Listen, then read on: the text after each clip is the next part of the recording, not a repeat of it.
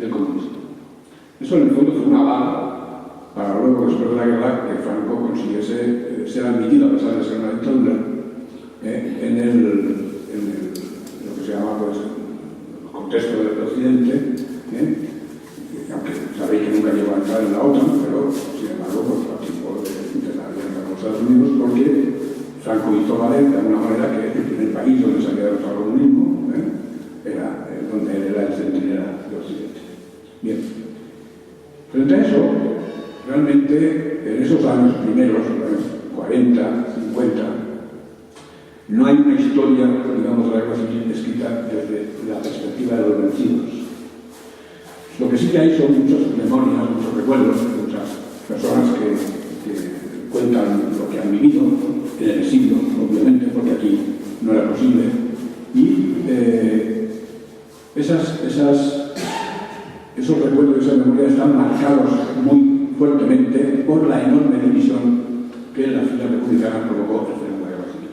La guerra civil terminó, pero con un golpe de Estado y terminó con otro golpe de Estado. Con una guerra civil dentro de la guerra civil.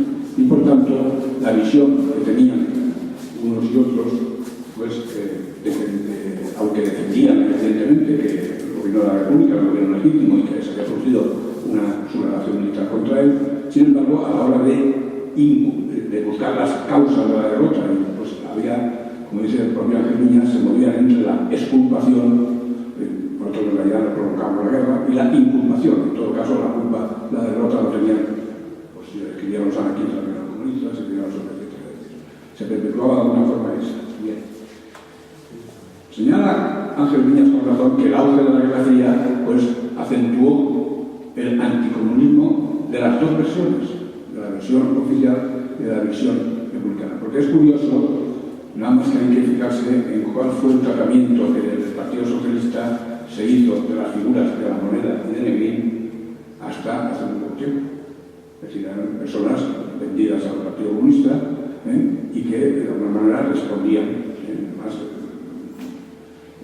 Incluso en estos años los servicios secretos norteamericanos pagaban incluso algunas revistas de personas que y sobre todo apoyaban políticamente y con dinero a publicaciones de gente como Julián Martín, que había pertenecido a PUM, y sobre todo si habían sido comunistas y habían dejado de serlo, como Jesús Hernández, etcétera, etcétera, pues que se les apoyaba y tal.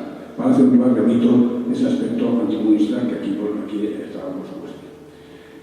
Cuando empezaron a aparecer en el extranjero y a llegar de manera siempre clandestina, a través de alguna librería o a través de algún viaje que se hacía entonces al exterior y tal, algunas de las primeras, los primeros trabajos científicos sobre la guerra, Gil Thomas, Robert Lara, de la Brennan, Gabriel Jackson, pues en España, desde el Ministerio de Información y Turismo dirigido por Franklin Ibarne, se pensó en contrarrestar, entre comillas, científicamente esta nueva visión de la guerra civil y poniendo a disposición de una serie de investigadores, por un lado militares, que fueron los primeros que hicieron una especie de baremo de las víctimas de la guerra civil y de las operaciones militares de la guerra, y sobre todo a través de Ricardo de la Cierva, que dispuso de un acceso privilegiado a los documentos y que contrapuso a esa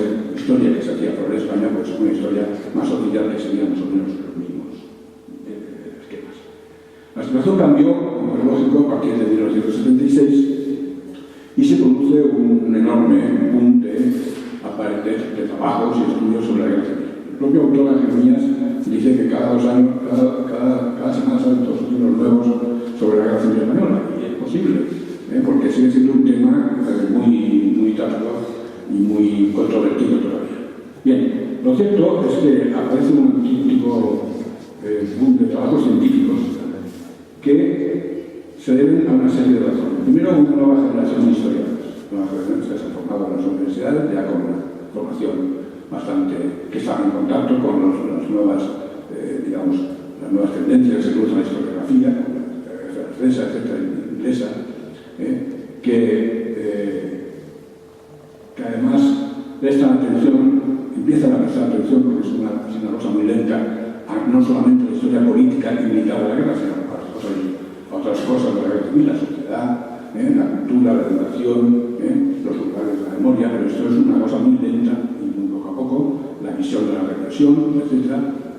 Y con la apertura muy lenta de los archivos. Tan lenta que ahora todavía no está a disposición de todo el mundo, han pasado 75 años. Nosotros hace unos años, pues no me acuerdo cuántos, 10 o 12 años, en el archivo de la memoria, el archivo de la democracia de la Universidad de Alicante, nos dejaron una hija, nos dejó unos diarios de la guerra civil que llevaba un diputado de Izquierda Republicana y director de la Jornada Normal de Alicante, que se llama Eliseo Gómez Serrano. Este hombre, que era catedrático de Geografía e Historia de la Normal, muy querido por sus alumnos, y que además su única participación que tuvo, él era diputado, lo eligieron en febrero, además de una manera muy curiosa, porque hubo una asamblea de Izquierda Republicana y había 2 candidatos, no había manera de ponerse de acuerdo, y uno se levantó y dijo, bueno, y tanta gente que tenemos aquí tan buena como Eliseo, que podíamos estar todo el mundo de acuerdo con él, y efectivamente lo hicieron diputado.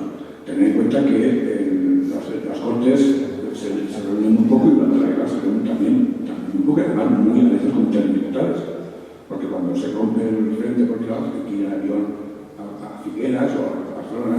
Por tanto, él no tuvo una actuación destacada. Estuvo unos meses en Murcia como comisario civil, porque, como sabéis, el gobierno de la República disolvió el ejército en un intento de que los soldados no obedeciesen a sus mandos sublevados, pero entonces se crearon una serie de milicias a las que había que dotar de uniformes, de cooperajes, de calzado. Y entonces la labor de Eliseo Serrano era ir a Elche y hablar con las industrias de Elche, a ver cuántas alpargatas o cuántos zapatos con Elda, ¿no? O Isarcoy, es decir, eso es. Porque, como él dice, luego se iban a hacer desinales.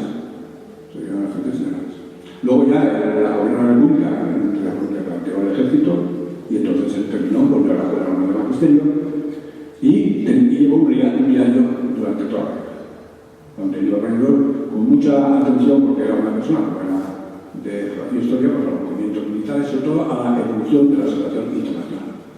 Entonces nos dejaron, pensamos que era interesante publicarlo y pensamos que sí, porque este señor fue uno de los primeros, si no fue el segundo, fusilado en la provincia de Alicante antes de la guerra. En esos diarios, él, por ejemplo, habla de que se ha acercado al puerto, cuando el puerto está lleno de gente para marcharse, y ha visto allí a dos amigos y correligionarios de Izquierda Republicana. Uno que había sido gobernador civil de Albacete y otro Peset. Peset era el rector de la Universidad de Valencia, un médico, un profesor de medicina. Y en su diario escribe, no sé por qué estas personas están ahí. No pueden tener nada que tener. Los dos fueron capturados en el puerto, los dos fueron fusilados, pero primero lo fusilaron ahí. Por tanto, él no se marchó porque creía que no había hecho absolutamente nada. Tenía una hija ya en la casa universitaria, pensaba lo terrible que sería buscarse la vida por fuera de Alicante, fuera de España, no se marchó. Bien, pues entonces pensamos que sería interesante conocer las razones, es decir, el Consejo de Guerra, por las cuales se le condenó a muerte. La hija solicitó ver el Consejo de Guerra de su padre. Pues estuvimos varios meses hasta que finalmente, siendo Carmen Chacón, la ministra del Ejército, de Defensa, se nos autorizó. Entonces hicimos, y el Consejo de Guerra está muy claro, es decir, todos los testigos que aparecen ponen por las nubes a Eliseo Gómez Serrano, que es una maravillosa persona, y el juez instructor pregunta, ¿pero a las izquierdas? ¿Cómo se va a negar que dirigiendo un diputado de Izquierda Republicana? Entonces, el Consejo de Guerra, la sentencia dice que es uno de los máximos responsables de todo lo que ha pasado en España. Bueno, pues a partir de ahí ya se puede empezar a consultar en Valencia los consejos de guerra. Entonces hubo un momento en que muchos de ellos habían quedado muy estropados con una inundación. Luego se los llevaron a Madrid y en Madrid